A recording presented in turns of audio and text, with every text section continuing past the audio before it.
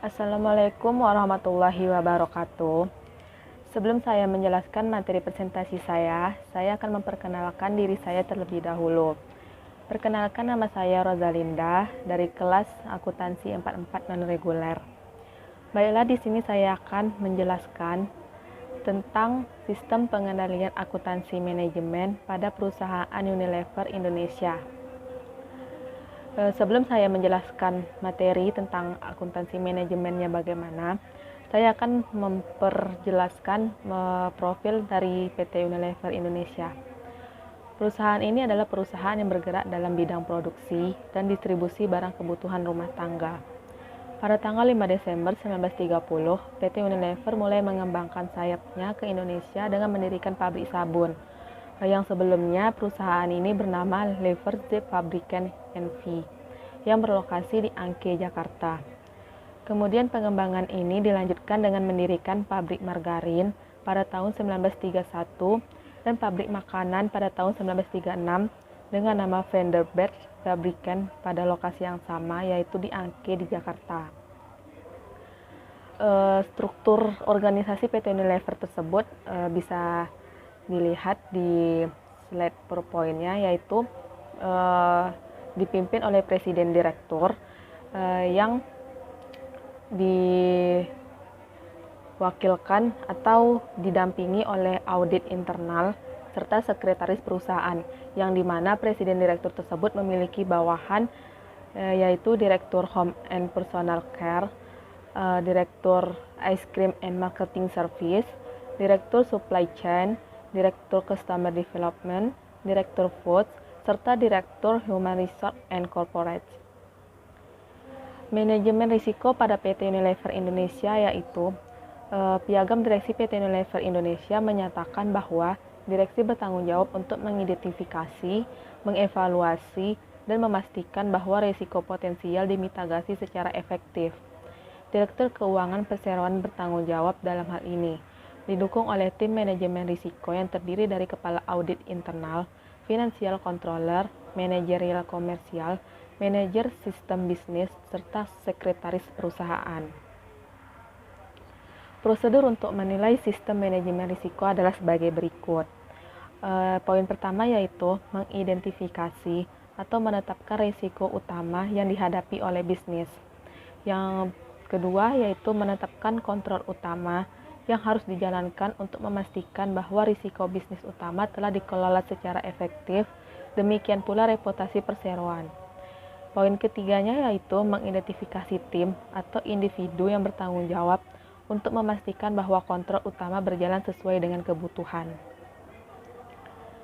Materi selanjutnya yaitu laporan manajemen mengenai hasil review pengendalian internal atas pelaporan keuangan. Auditor eksternal PT Unilever Indonesia, Sidarta Wijaya dan rekan juga telah mengaudit efektivitas pengendalian internal atas laporan keuangan perseroan yang diambil per 31 Desember 2019 dan telah mengeluarkan laporan atestasi atas pengendalian manajemen tersebut. Penilaian manajemen mengenai efektivitas pengendalian internal perseroan atas pelaporan keuangan per 31 Desember 2019 menyimpulkan bahwa pengendalian internal telah berjalan secara memadai dan efektif. Selanjutnya ada pengendalian internal atas kegiatan operasional. Pada tahun 2019, Unilever Indonesia terus berfokus untuk mengevaluasi efektivitas kontrol dalam order to cash atau OTC, make to deliver atau MTD, kontrol akses dan master data, mulai dari penerimaan bahan baku di gudang dan pengolahan di pabrik, pengiriman dan area logistik hingga pemesanan dan penerimaan kas penjualan.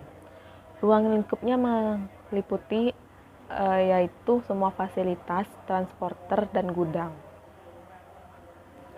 Selanjutnya ada strategi yang digunakan oleh perusahaan.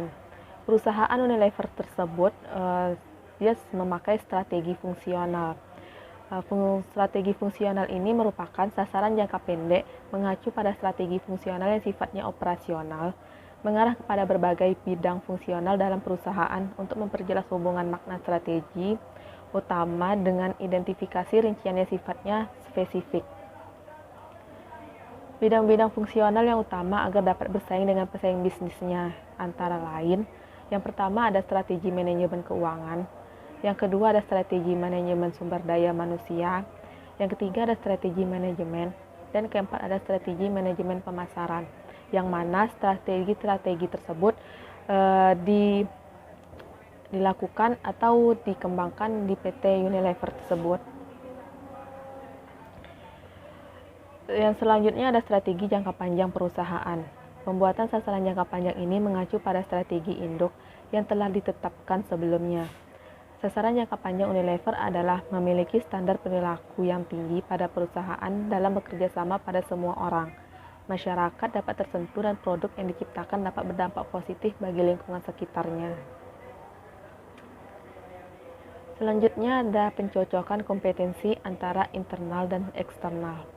Poin pertama yaitu banyaknya pemain pasar nasional yang belum memiliki cara produksi yang baik, maka perusahaan Unilever menjaga kualitas hasil produk yang tinggi untuk memutuskan konsumen dengan menciptakan penambahan bahan alami pada produk Pepsodent. Yang kedua yaitu tingginya tingkat ketergantungan masyarakat akan jenis produk consumer goods, maka perusahaan Unilever memproduksi berbagai macam hasil produk masing-masing ciri khas. Dan yang ketiga, dengan adanya produk pesaing dengan harga lebih rendah, maka perusahaan harus cepat mengambil keputusan dalam rangka menentukan strategi pemasaran produk.